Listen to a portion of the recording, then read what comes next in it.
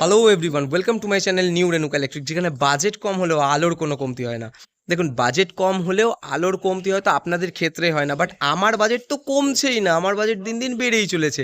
আর সেটা কোনো মানুষ বা আলো বা কোনো কিছুর জন্যই বাড়ছে না, বাড়ছে উই পোকা নামক মাওবাদীর জন্য।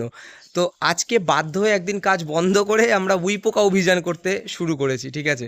তো কিছু করার নেই, না হলে মালপত্র সব নষ্ট হয়ে যাবে, বাড়িঘর নষ্ট হয়ে যাবে। তো উই পোকা অভিযান আজকে করতে আমরা আমরা সবাই মিলে, আমরা যারা কাজবাজ করি আমাদের গোডাউনে, সবাই মিলে আজকে আমরা উই পোকা অভিযানে নেমেছি।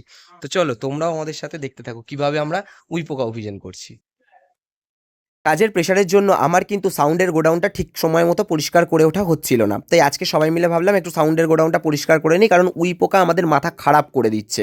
আর সেই জন্যই আজকে সবাই মিলে উঠে পড়ে লাগলাম যে উই পোকা অভিযান করব। আর যেমন ভাবা তেমনই কাজ, সঙ্গে সঙ্গে সবাই মিলে শুরু করে ফেললাম সাউন্ডের গোডাউন পরিষ্কার করা। সবার প্রথমে বক্স মেশিনপত্রগুলো এক এক করে বের করে ফেললাম, আর বাকি মালপত্র ওদেরকে বার করতে বলে আমি চলে গেলাম কেমিক্যাল এবং স্প্রে কিনে আনতে, যেগুলো দিয়ে আমরা উই পোকার বংশকে নির্বংশ করব।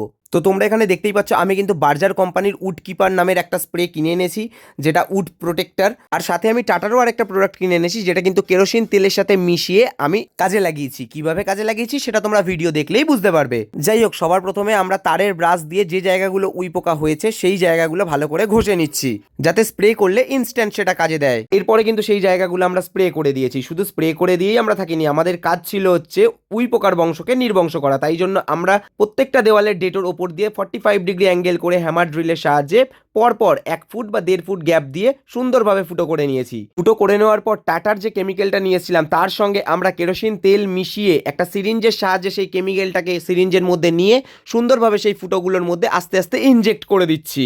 লিকুইডটা ঠিক ততক্ষণ ঢালতে হবে যতক্ষণ না ফুটোর মধ্যে দিয়ে লিকুইডটা বাইরে বেরিয়ে আসছে। তো তোমরা দেখতেই পেলে আমরা কিভাবে লিকুইডগুলো ফুটোর মধ্যে দিলাম। এরপর এমসিল বা কাঁচা যে পুট্টিগুলো হয় সেই পুট্টির সাহায্যে তোমরা কিন্তু সেই ফুটোগুলোকে সুন্দরভাবে বন্ধ করে দেবে। তোমরা যদি প্রোডাক্টটার নাম জানতে চাও তাহলে অবশ্যই আমাকে কমেন্ট করে জিজ্ঞাসা করো। আর তোমরা এটাও কমেন্ট করে জানিও কারা এই সমস্যার সম্মুখীন প্রতিনিয়ত হচ্ছে। তাহলে আজকের মতো এই পর্যন্তই। যদি ভিডিওটা ইনফরমেটিভ লেগে থাকে তাহলে অবশ্যই কিন্তু আমার চ্যানেলটা সাবস্ক্রাইব করে নোটিফিকেশন বেলটা অল করে দিও।